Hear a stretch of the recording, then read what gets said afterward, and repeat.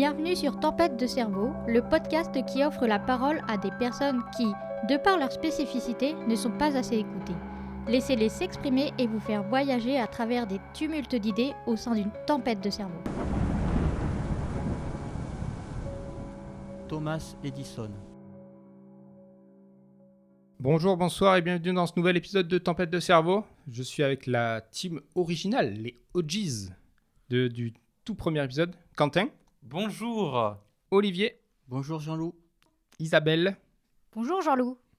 Aujourd'hui, on va vous parler d'un sujet que Olivier nous avait proposé. Nous allons parler des sciences. Isabelle, est-ce que tu peux nous lire un petit infodump pour commencer, pour se mettre en jambes ? Moi d'abord je voulais rendre grâce aux Abbassides, c'est une dynastie arabe musulmane du Moyen-Âge et qui, grâce à eux, ils ont fait la traduction de nombreux ouvrages gréco-romains et donc du coup on a de nombreux savoirs qui nous viennent de l'Antiquité. On peut aussi rappeler qu'ils ont créé la première usine de fabrication de papier en 794 et à partir de là ils ont développé vraiment énormément de savoir et de connaissances parce qu'ils étaient très intéressés dans tout ce qui est sciences, arts et culture. Et donc, ils ont fait vraiment un gros travail sur tout ce qui est scientifique et ça nous est arrivé, ça est arrivé jusqu'à nous grâce à eux. Ok, c'est de là que ça vient que c'est les Arabes qui ont inventé les maths. Sûrement. Ok. D'ailleurs, les mathématiques sont de partout dans le monde et toutes les technologies sont inondées de mathématiques. On ne se rend pas compte, mais les téléphones, tout ce qui est ordinateur, téléphone, ça peut être aussi le quotidien, les transports en commun, tout est relié aux mathématiques. La musique, c'est des maths aussi. L'architecture, tout concerne les mathématiques.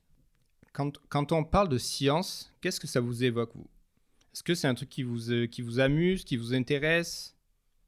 Moi, personnellement, ça m'intéresse beaucoup. Pour moi, ça évoque aussi avoir une curiosité sur le monde, sur comprendre le monde d'une certaine manière.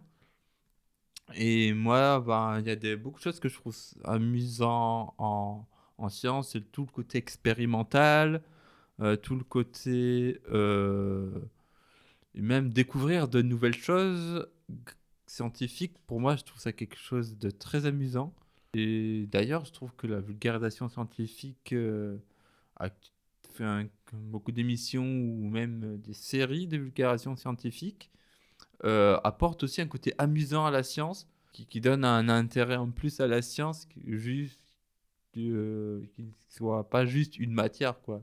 Vraiment, ça montrer que ça aide et que ça améliore.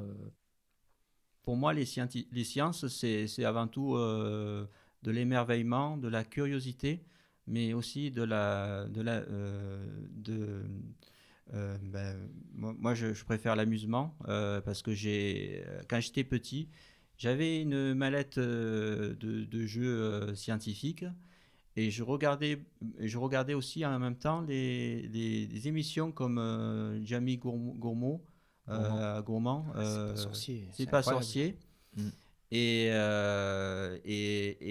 Et aussi, il y avait un vulgarisateur scientifique qui était peu connu, mais qui s'appelle Carl Sagan, qui a démocratisé le savoir scientifique à travers des émissions régulières.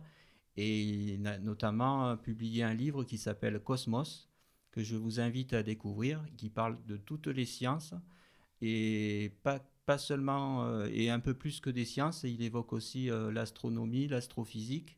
Tous ces domaines, en fait, sont rattachés à une vaste branche des sciences. Et cette émission est très intéressante. Et elle a commencé dans les années 80. Et c'est grâce à lui, notamment, qu'on a aujourd'hui des connaissances bien précises sur l'origine de la vie, sur l'origine tout court en fait de ce qui nous constitue. Voilà. Isabelle, c'est quoi toi ton rapport à la science ? Moi j'adore parce que pour moi c'est une avancée, c'est une évolution et il y a tellement de choses à apprendre encore et tellement de savoir à apprendre que ça me ça me dépasse un peu, mais enfin certaines choses me dépassent un peu, mais c'est tellement intéressant de savoir vraiment tout ce qu'on peut découvrir avec la science, et pas seulement que les sciences dures, mais aussi avec les sciences sociales, qui sont aussi un aspect très important à prendre en compte. C'est vrai qu'autour de la table, on a quand même... Toi, ton travail, c'est clairement de la science. Tu as fait de la science en tant qu'archéologue. Olivier, tu es passionné de météorologie, ce qui est très scientifique. Oui. Quel domaine? Ça concerne la thermodynamique des fluides, la mécanique des fluides. Il y a beaucoup de mathématiques dans la météorologie. Et Quentin, toi, une de tes passions, c'est les insectes. Ouais, l'entomologie. Donc c'est de la biologie, quoi. Ouais, de la biologie, ouais. J'ai fait un bac SVT. J'ai fait une fac de SVT avec une spécialité biodiversité et environnement, enfin écologie. Donc on a quand même une équipe qui connaît la science et différentes sciences en plus, des sciences exactes ou des sciences sciences humaines. Expérimentale, Oui, sciences humaines, oui. Moi, je suis sympa, quoi. Je suis là. Est-ce qu'on peut considérer la psychologie comme une science? Bah oui. Oui, Oui, ben, totalement. on peut évoquer aussi les sciences comportementales. Ça fait partie, la psychologie, ça fait partie justement des sciences du comportement humain. Je me rappelle qu'en fac, on avait une petite intro à l'éthologie aussi, qui est la science comportementale justement des animaux. Voir ce que c'était les mécanismes d'adaptation animale, les réactions, etc. Ce qui était grégarisme. Grégarisme. Grégarisme. Ah, grégaire, ok. Oui, Je grégaire, ouais. C'est-à-dire le fait de se regrouper, Ouais. Les troupeaux, quoi. les troupeaux, ouais. Je l'ai. Je viens de réaliser là à l'instant qu'en fait, on a des gens qui connaissent la science. Je comprends pourquoi vous avez voulu parler de ce sujet. Et est-ce que vous avez toujours été intéressé par la science ou est-ce que c'est récent? Alors, en ce qui me concerne, pour moi, la science, c'est quelque chose que j'ai découvert assez tôt. J'étais déjà de base très curieux quand j'étais petit. Ça a commencé quand j'avais l'âge à peu près de 7 ans et demi. Et j'ai C'est si précis. Voilà, oui. Je m'en rappelle parce 7 que... ans et 42 jours. Oui. Je me rappelle parce que en fait, quand j'étais petit, j'étais attiré par tout ce qui était phénomène électrique, notamment les orages. Et c'est ce qui m'a amené à, c'est ce qui m'a amené à m'intéresser à la météorologie. Et dans cette discipline, j'ai découvert qu'il y avait plusieurs branches scientifiques. En fait, il y avait beaucoup de matières scientifiques. Du coup, ça a égayé ma curiosité. Et c'est par rapport à ça que je me suis intéressé à tout ce qui était scientifique, et en particulier les sciences physiques, tout ce qui est mécanique, les mouvements, tout ce qui est phénomènes optiques aussi, les arcs-en-ciel, les halos, les parélies. Il y avait plein de phénomènes optiques aussi, les phénomènes acoustiques, les phénomènes sonores aussi, donc le tonnerre. Donc, du coup, il y a plein de disciplines scientifiques qui se regroupent dans une discipline. Et j'ai trouvé ça assez curieux parce que je ne pensais pas que dans la météorologie, il y avait autant de sciences. Et c'est à partir de là que je me suis intéressé à tout ça. Oui, je trouve que la pluridisciplinarité, La quoi? Ouais. c'est vraiment très intéressant parce que on voit plein de choses en même temps et ça fait très bon fun fact. Ouais. Mais oui, toi, tu as ça aussi dans l'histoire. Exactement, parce qu'on fait vraiment un peu de tout. Enfin, moi, j'ai fait des études d'histoire à la base, donc oui, on m'avait lancé sur plein de sujets différents. Après, j'ai fini par me diriger vers l'archéologie. Mais oui, après, on a plein, par exemple, de chercheurs différents qui interagissent sur les chantiers pour essayer d'en tirer le meilleur parti possible de tout ce qu'on trouve sur place. Ça doit être trop intéressant. Ouais, pareil, c'est à peu près pareil que Olivier pour les sciences et pour les sciences de la vie et de la terre, l'entomologie. Parce que pareil, j'ai toujours été très curieux, j'aimais beaucoup la nature, j'aimais beaucoup me promener quand j'étais petit, j'aime toujours beaucoup me promener. Et j'aimais beaucoup comprendre les choses, etc. J'étais vraiment fasciné par ça. Et au final, avec les études, etc., on, on va dire, c'est quelque chose que j'ai toujours trouvé encore plus intéressant et c'est vraiment un sujet très vaste. Et ça m'a permis de comprendre mieux les choses sur le monde qui m'entoure aussi. En fait, j'ai remarqué, ça peut-être pas beaucoup de personnes le savent, mais les arbres communiquent grâce à leurs racines. Euh, Ils ont une forme de communication. Donc, les arbres parlent entre eux, en fait. On ne s'en rend pas compte, mais en fait, il y a tout un réseau de racines, de systèmes racinaires, et aussi des molécules volatiles, chimiques, par exemple, informent qu'un arbre soit est malade. Donc, du coup, il va adapter, l'arbre qui sera à côté de l'arbre malade va prévenir les autres arbres que cet arbre est malade pour le protéger. Et quand il sent un danger, par exemple, pendant les feux de forêt, quand il y a un arbre qui commence à brûler, d'autres arbres vont se prévenir entre eux pour justement contrer le danger. Et, euh, et ça, je trouve ça assez, enfin, je trouve ça assez fun de savoir que des arbres communiquent. Ah oui, c'est fou, c'est incroyable. Et c'est là que la science, c'est important. Ça revient à la base de la science, qui est la compréhension du monde qui nous entoure. Mm. Savoir ça, c'est fou, quoi. Oui. Parce que combien de civilisations, combien de générations sont passées sans savoir réellement, concrètement, que ça existe? Parce qu'il y avait des croyances, mais le prouver scientifiquement, c'est autre chose, quoi. C'est fou.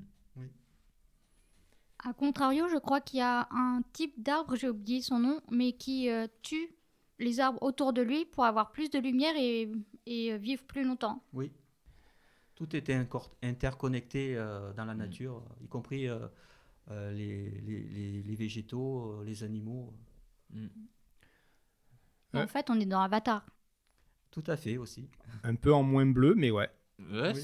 c'est le principe de base de l'écologie, c'est qu'on fait partie d'un tout en fait. Tout et que réaction et communication en fait. Ouais. D'ailleurs, Hubert Reeves, qui est un astrophysicien, a dit un jour que nous étions des enfants des étoiles. Nous sommes des enfants des étoiles parce qu'en fait, les étoiles contiennent tous les atomes de l'univers. Et ces atomes, en fait, font partie intégrante de notre corps, en fait, de tout ce qui est vivant, en fait, hein, sur la planète et dans d'autres planètes aussi autour du système solaire, et bien au-delà aussi du système solaire. C'est beau. Et d'ailleurs, j'ai un fun fact sur ça, c'est que il y a une sorte de mur à notre système solaire parce qu'il y a l'air chaud propulsé par le soleil qui vient à la rencontre des vents de particules d'autres étoiles et ça forme une sorte de frontière là où ils n'arrivent pas à se repousser. Comme des courants marins. Exactement. Stylé. Est-ce qu'il y a un cours de science qui vous a marqué pendant vos études ou que vous avez préféré en tout cas? En troisième, et en gros, je me rappelle qu'il y avait le prof de sciences. Il nous a fait un cours un peu sur tout ce qui était la combustion et tout. Il nous a fait exploser une mini bombe dehors. J'étais en mode what? Heureusement voilà, que c'était quand même contrôlé. Mais pareil, il nous avait montré aussi genre de l'uranium, etc. Et sinon, ben les sorties nature en primaire, les classes découvertes. Il est sorti à la prison pour aller voir ton prof fou là, c'était bien ou... Alors moi, mon premier cours de physique, c'était au collège. On avait commencé à étudier l'électricité.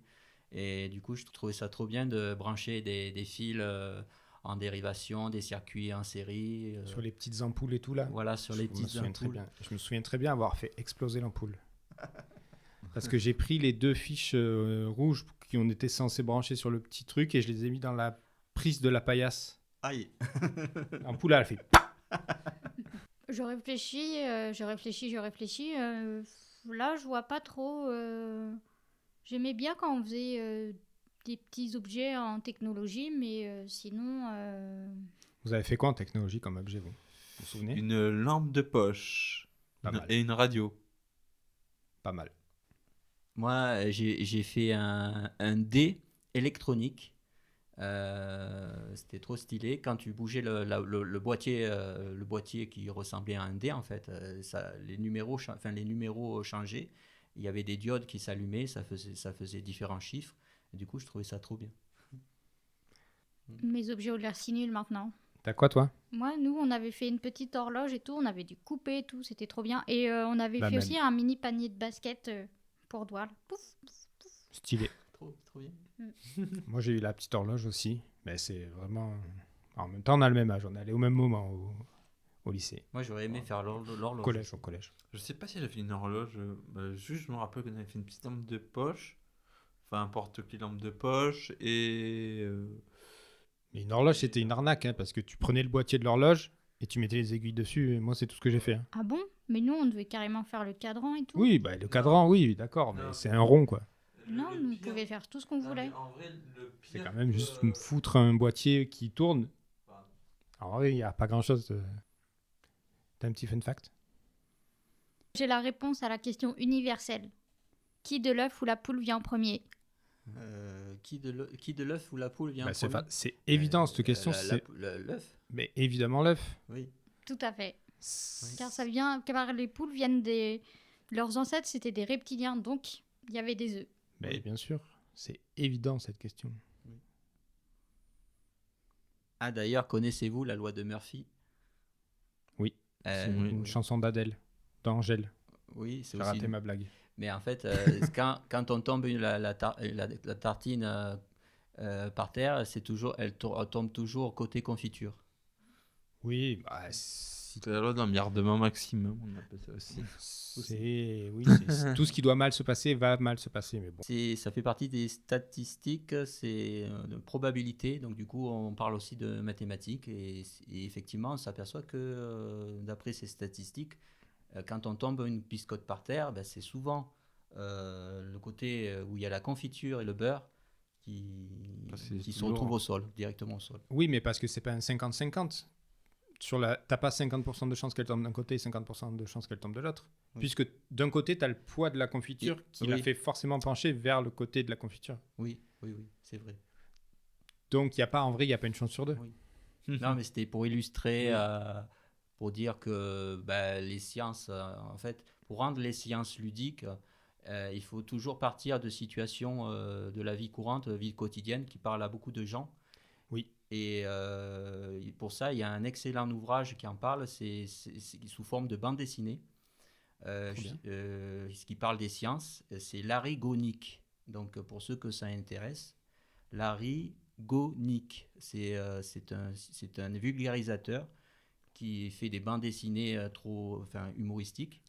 Et à travers ces bandes dessinées, les sciences sont expliquées de manière décomplexée, même des sciences d'un très haut niveau qu'on peut facilement comprendre grâce à des dessins. Et je trouve ça...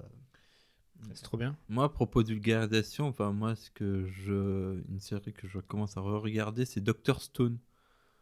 Ok. C'est très intéressant, en fait. Il y a des choses qui sont un peu exagérées. Et que c'est Ça un parle de peu quoi? simple. En fait, l'histoire, en fait, c'est un phénomène qui se passe sur Terre. Les gens deviennent complètement pétrifiés. Et finalement, il y a des gens qui arrivent à se dépétrifier.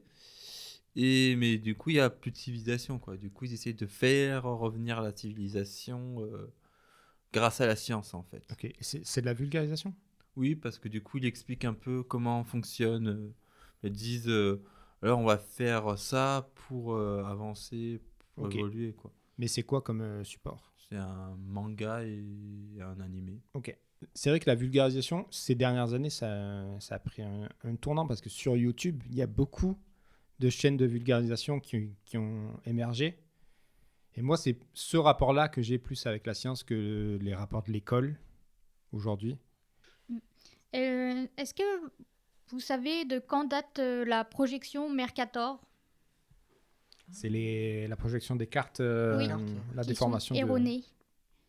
Ah bon? Oui. Ah oui. Et oui, parce que tu peux pas mettre à plat C'est vrai. un globe. C'est vrai. Ils ouais. ont essayé de me garder les angles, sauf que ça a tout déformé. Ça a tout déformé. Eh oui. Et bah, elle date de 1569, à une époque où Ah c'était en ouais. plus très européano-centré. Du coup, et bah, ils ont bâclé un peu le travail et je ne comprends pas pourquoi ils n'ont pas remis à neuf depuis. Mais il y a un site qui... The True Side. Attendez, je vérifie si c'est soit bien ça. The True Size. Qui... tu peux choisir un pays et tu peux le glisser sur la carte et le voir avec la déformation, quelle taille il ferait. Par exemple, tu prends l'Algérie, Oui. tu le fais glisser au-dessus de l'Europe, ça fait la taille de l'Europe. C'est gigantesque. Tous les pays qui sont plus au nord, de plus en plus au nord, sont agrandis de fou. Ouais. Par Alors exemple, que- la Russie, c'est grand, mais si tu le compares à d'autres trucs, c'est beaucoup plus petit que ce à quoi ça paraît. Le Canada, c'est pareil. Et le Groenland, en vrai, c'est grand, mais c'est pas immense à ce point. alors, Est-ce que vous avez envie de parler d'un truc en particulier? On peut évoquer les limites de la science. Il y en a pas mal. Ce sont effectivement, par exemple, tout ce qui est les moteurs à combustion. On parle beaucoup en ce moment de réchauffement climatique et effectivement, les moteurs à combustion nous ont apporté pas mal de progrès. Mais en contrepartie, malheureusement, ce contre-progrès, c'est le revers de la médaille, engendre de la pollution atmosphérique, notamment par le dégagement de gaz carbonique dans l'atmosphère. Et pas que les voitures, il n'y a pas que les transports qui sont concernés par cette problématique, il y a aussi tout ce qui est industrie, l'agrochimie aussi, tout ce qui est agriculture, sans blâmer trop les agriculteurs, parce que quand même, ce sont des gens qui nous nourrissent et qui... sans eux, je pense qu'on serait bien embêté de ne pas avoir, de pas se nourrir comme il faut. Mais malheureusement, enfin, toutes ces technologies en fait ne font qu'aggraver ce qu'on appelle l'effet de serre.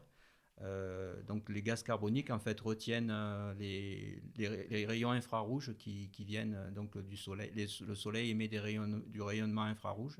Ensuite, ces rayonnements infrarouges sont absorbés par la Terre et donc du coup une partie des rayons infrarouges va repartir en hauteur et seront bloqués par ce qu'on appelle c'est une barrière invisible de gaz carbonique qui retient ce rayonnement et qui du coup réchauffe l'atmosphère.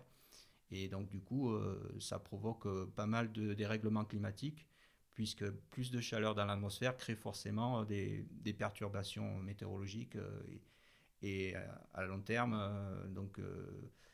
un réchauffement qui s'accélère d'année en année, malgré les efforts peut-être pas assez appuyés des gouvernements en Europe ou dans d'autres parties du monde. Et c'est bien regrettable de constater en fait que le progrès parfois peut générer. Après, je pense que par exemple pour parler de tout ce qui est matériaux, combustibles et tout qu'on a découvert avec la science, maintenant la science, grâce à la science, on a découvert qu'en fait que ces combustibles, il y en a de moins en moins sur Terre. Du coup, ça amène quand même à une réflexion sur la surconsommation des ressources. Et pour aussi revenir sur un autre sujet, sur la limite de la science aussi, c'est comment utiliser la science et qui l'utiliser. Pour revenir, c'est quand on parlait dernièrement de l'intelligence artificielle, c'est l'utilisation qu'on en fait aussi où il faut poser ses limites. C'est par exemple les sciences, par exemple l'énergie nucléaire. Par exemple, c'est ce qu'Albert Einstein avait averti un peu à l'époque. C'est tout simplement, à la base, oui, c'était juste des recherches et tout. et plus de manière énergétique. Et après, c'est juste les armées un peu belligérantes qui ont utilisé ces recherches pour en faire des bombes. Alors que voilà, à la base, c'était juste une réflexion et c'était pas. C'est une mauvaise utilisation. Certes, ça peut servir politiquement à faire pression, mais c'est quand même pour moi une mauvaise utilisation, par exemple, de la science, de faire des armes avec, par exemple. Alors, j'ai une question pour les auditeurs et pour la rédaction qui nous écoute. Savez-vous pourquoi on parle aussi d'essence sans plomb? Vas-y.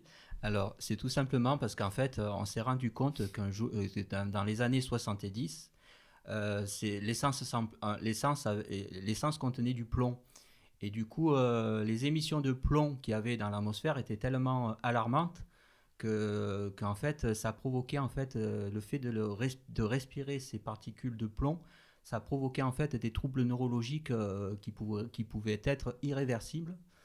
Et donc du coup, ça a empoisonné petit à petit les gens. Donc du coup, la science a pris conscience de ce problème et s'en est apparu à bras le corps. Et du coup, maintenant, nous avons de l'essence sans plomb, justement, pour éviter ces inconvénients de santé publique majeurs. Mais moi, ce que je trouve fou là-dessus, c'est que le mec qui avait inventé l'essence avec le plomb, Oui. Thomas Migdlé, Oui. c'est le même mec qui a inventé les frigos au fréon. Au fréon, oui, tout à fait. Le mec, il a inventé les deux trucs Toxique. qui polluent le plus l'atmosphère. Oui. C'est vraiment le pire ingénieur pour le climat. Le mec, il a quand même eu un impact sur le dérèglement climatique énorme, Oui. encore aujourd'hui, alors qu'il est mort il y a 100 ans presque. Peut-être qu'au début, là, il n'en avait pas 80. conscience, mais Ah, il n'en avait absolument pas conscience. C'était dans après, les années, c'était avant la oui. Seconde Guerre mondiale. Hein. oui. Oui, c'est ce que je voulais dire, c'est que peut-être que lui, du coup, il n'était pas au courant, mais maintenant, il y a aussi un problème d'éthique. C'est que, par exemple, quand il y a des millionnaires, milliardaires qui vont dans l'espace pour 11 minutes, ça nous amène absolument rien par polluer inutilement notre atmosphère. Oui. On parle là-dessus, là. On va s'énerver, vraiment. Alors, justement, en ce moment, sous la présidence des États-Unis, donc actuelle, qui est donc Trump dirige, il y a une remise en question des sciences de manière globale, plus particulièrement aux États-Unis, mais aussi dans d'autres parties du monde, et aussi cette contagion gagne peu à peu l'Europe. Je me demande pourquoi autant de dérives, pourquoi autant de discours anti-science, alors que finalement la science nous concerne au quotidien et fait partie en fait de notre quotidien et aussi des évolutions technologiques, même si ces évolutions peuvent aussi entraîner parfois des choses un peu plus ou moins contrôlées.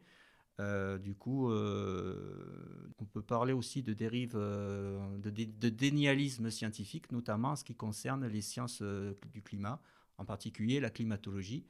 Et du coup, il y a beaucoup de discours très virulents qui circulent sur les réseaux sociaux. Et ces discours, en fait, sont d'une telle violence que je me demande des fois pourquoi on s'écharpe pour des sujets qui ont été vérifiés par beaucoup de scientifiques et par beaucoup de pairs. Et du coup, je me demande pour quelles raisons. Peut-être j'ai peut-être peut-être une idée de réponse, mais c'est peut-être parce que les gens peut-être ont peur aussi des conséquences du réchauffement climatique. Donc du coup, ils sont dans le déni. Ils veulent pas admettre la réalité. Donc du coup, ils ont peut-être peur. C'est peut-être une forme de peur qui s'exprime. Ma question était pourquoi autant de discours haineux envers la science? J'ai une théorie. C'est que, comme on l'a dit depuis le début, c'est que la science, c'est fait pour comprendre le monde, pour savoir ce qui nous entoure et comment ça fonctionne. Sauf qu'il y a des gens, ça les arrange pas qu'on sache comment ça fonctionne. Ouais, c'est ça. Ça va pas, ça va à l'encontre de leurs idéologies, du coup, Mm. eh ben, ils ont pas forcément envie que ça se développe. Il y a toujours eu une opposition entre science et religion. Parce que justement, les religieux, les religieux, les prêtres et tout, ils imposaient leur vision, enfin une vision religieuse pour expliquer le monde. Et les sciences disaient non, mais en fait, c'est comme ça. Et du coup, on va dire, un conflit comme ça. Et juste actuellement, c'est par exemple avec les États-Unis et d'autres pays qui sont dans un fort conservationnisme religieux. Autant les États-Unis, mais on peut parler par exemple de certains pays du Moyen-Orient, de certains peut-être pays asiatiques, où justement fort conservationnisme bloque un peu l'ouverture d'esprit scientifique. Je trouve malheureusement que bon, ça, les dérives des gouvernements n'aident pas forcément à instaurer un climat d'apaisement par rapport à ces questions scientifiques.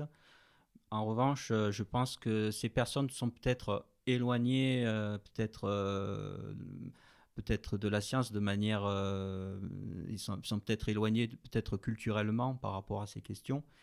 Et il serait peut-être bien, justement, de faciliter l'accès aux connaissances scientifiques de manière décomplexée pour donner plus de clés de compréhension à ces personnes. Je pense que la vulgarisation est à développer. J'ai appris un truc que je trouve ça dingue, c'est que je crois qu'aux États-Unis, il y a certaines personnes qui sont en train de réinventer les concepts de vaccins parce que eux-mêmes n'y croient pas et donc ils se disent tiens, si on atténuait une maladie histoire de se l'injecter pour empêcher cette maladie de se développer. Oui, c'est le principe du vaccin. Oui. C'est comme ça que ça a été inventé. Et le premier vaccin a eu lieu en 1796 par Edward Jenner, car il a vu qu'il y avait une maladie qui s'appelait la vaccine, qui était une maladie des vaches, et qui ressemblait à la variole. Donc il a injecté la vaccine à un enfant, et ensuite il lui a refilé la variole, je ne sais pas comment. Et du coup, il a vu que l'enfant n'avait pas de symptômes. Donc c'est comme ça que le premier vaccin a vu le jour. Ensuite, il y a Pasteur qui est venu au siècle contre la suivant. rage. La variole, Intéressant. qui est, si je ne me trompe pas, une des seules maladies qui a été éradiquée de la Terre, Tout à qui fait. n'existe plus. Oui. Enfin, il existe des souches dans des laboratoires très fermés, mais c'est fou quand même. Oui. De se dire cette maladie-là qui a tué des millions de gens, elle n'existe plus. Oui. C'est beau. Après, je pense que l'éducation aussi n'aide pas à la science parce qu'on parlait de ceux qui étaient totalement contre ou qui ne comprenaient pas, mais ça touche aussi les sciences sociales, notamment les études de genre qui souffrent énormément en ce moment de par le monde et que c'est pas très à la mode. Oui, c'est pas à la mode, mais en plus, ça appuie sur des trucs qui vont pas dans le sens de l'idéologie des gens. Du coup, ils vont pas le faire développer. Et du coup, ça ne se développe pas parce que si tu donnes pas d'argent à la recherche, ben, elle avance pas. C'est un peu le problème de Trump qui a enlevé des milliards de dollars de subventions à plein d'organismes scientifiques. Et c'est pour ça qu'il y a quelque temps, les scientifiques étaient dans la rue en train de manifester. C'est quand même triste. Après, ça se passe aussi un petit peu ici aussi. Ça arrive chez nous aussi, oui, bien sûr. Hein. Oui, bah. Je voulais juste rajouter, celui qui a eu l'idée de la notion d'infini dans l'espace, qui pensait qu'il y avait des mondes infinis, c'était dans les années 1600. Giordano Bruno. Bruno. Oui, Bruno. Il s'appelait Bruno. Bruno, oui. Non, pas mis. Giordano Bruno, Oui, en fait, c'est marrant. était convaincu qu'il existait une multitude de mondes infinis parce qu'un jour, il avait fait un rêve Et dans ce rêve, il était sur une planète et au bout de l'horizon de cette planète, il y avait un rideau avec des étoiles dessus. Et du coup, par curiosité, il a voulu savoir ce qu'il y avait derrière ce rideau. Donc du coup, il a écarté le rideau et du coup, il a été pris d'un sentiment de vertigineux. Il a eu une sorte de réaction un peu de peur et il s'est aperçu qu'il y avait petit à petit qu'autour de lui se dévoilait plein de mondes infinis en fait, d'autres planètes. Et il a soumis d'après son rêve, il a soumis cette idée en fait à des collégiens, enfin des collèges religieux en fait. Il a été bien accueilli. Et il a été accueilli de manière très très virulente parce qu'à l'époque, ceux qui étaient à l'encontre de la religion, enfin des préceptes de la religion, étaient considérés comme des parias, des gens qui étaient très peu fréquentables. Et du coup, c'était très sévèrement réprimandé. Et du coup, ce Giordano Bruno, malheureusement, a payé de sa vie. Il a été enfermé en prison pendant une longue période. Et puis après, il a été brûlé sur un bûcher pour ses idées. Et ça me fait penser aussi aux entités qui se font une lutte idéologique. Et donc, la science n'est pas une science objective, elle est tout le temps subjective parce qu'il y a toujours une raison pour laquelle un sujet est donné. Mais ça me fait penser à Jules Michelet particulièrement, qui, lui, était vraiment très anticlérical. Et donc, c'était un historien, je crois, du 19e. Et donc, il s'est battu pour dénigrer l'Église. Et c'est pour ça qu'il y a beaucoup de mythes sur la sorcellerie, parce qu'il en a profité pour tartiner le dos de la religion. Pensez-vous que le fait de par l'expérimentation, on puisse intéresser plus de gens à la science et faire découvrir, par exemple, des phénomènes surprenants et qui peuvent susciter l'engouement ou la curiosité de ceux qui sont éloignés de la science. Je pense que la vulgarisation, c'est une bonne porte d'entrée Oui. à tout domaine, mais surtout dans les domaines scientifiques. Oui.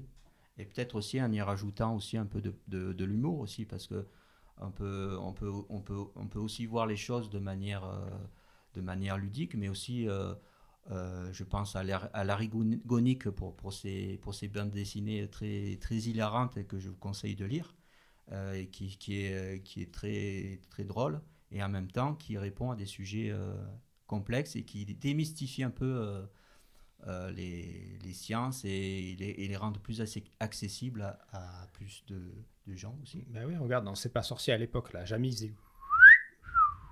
Oui, C'était marrant. oui, Il avait des petites maquettes. oui. J'aimais trop Jamie. Oui. Il y a une suite à C'est pas sorcier qui s'appelle C'est toujours pas sorcier Oui. d'ailleurs, sur la 4. Avec Max Bird. Ouais. Sinon, fait. il y a Jimmy qui fait ses propres bails dans son coin, si tu veux. Jamie, je l'ai vu il y a un mois, Jamie. Épicurieux. Il était là, comme de vous à moi. Je l'aime trop. Je suis fan. Tu lui as parlé? Oui. Cool. Vite fait. Bonjour. Je lui servi un café, quoi. Sinon, pour finir sur un aspect positif, je reviens sur mon thème de départ, donc avec les Abbassides qui ont développé un peu la pharmacologie et ils ont créé des sirops et des sorbets, donc toujours dans un but médicinal. Et on voit maintenant où on en est avec, par exemple, la première greffe qu'il y a eu en 1954 ou le scanner qui a été développé en 1977. Donc on voit vraiment toute une avancée, une évolution et on pourra guérir beaucoup plus de maladies dans l'avenir grâce à cette avancée. Et pour nos auditeurs d'Avignon qui nous écoutent, il y a aussi en ce moment une exposition au Grenier à Sel sur l'ADN que je vous invite à découvrir. Et c'est une découverte assez amusante. Et vous pourrez aussi mélanger vos propres ADN pour découvrir en fait une forme, vous verrez sur une image photographique, comme une galaxie qui va apparaître, et ça sera vos brins d'ADN qui apparaîtront en visuel sur une photo. Mais ils ont changé quand d'expo? Et il n'y a pas très longtemps, et du coup, en ce moment, c'est au Grenier à Sel, et je vous invite de découvrir cette exposition. C'est jusqu'à quand? Jusqu'à début juin. Ils vont être contents de Grenier à Sel. Allez au Grenier à Sel, c'est super. Ouais, ils sont très sympas en plus. Merci de nous avoir présenté votre science, comment vous la percevez, comment vous la ressentez. Et à bientôt pour un nouvel épisode de Tempête de cerveau.